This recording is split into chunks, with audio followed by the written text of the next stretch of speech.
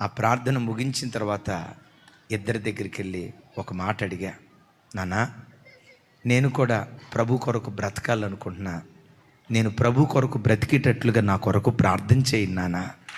దేవుని వైపు తిరగాలనుకుంటున్నాను, నా వల్ల కావట్లేదు నాన్న.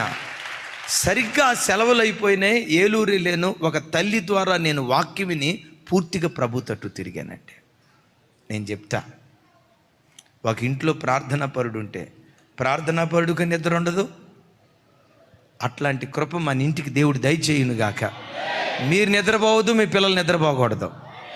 అంటే పూర్తిగా అసలు రాత్రిపూట నిద్రపోకూడదని కాదు.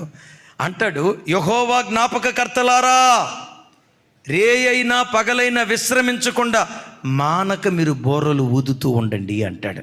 Praise the Lord. ఓసారి ప్రార్థన చేసావు, జవాబు రాకపోయి ఉండొచ్చు. రెండోసారి ప్రార్థన చేసావు, జవాబు రాకపోయి ఉండొచ్చు. మూడోసారి ప్రార్థన చేసావు, జవాబు రాకపోయి ఉండొచ్చు.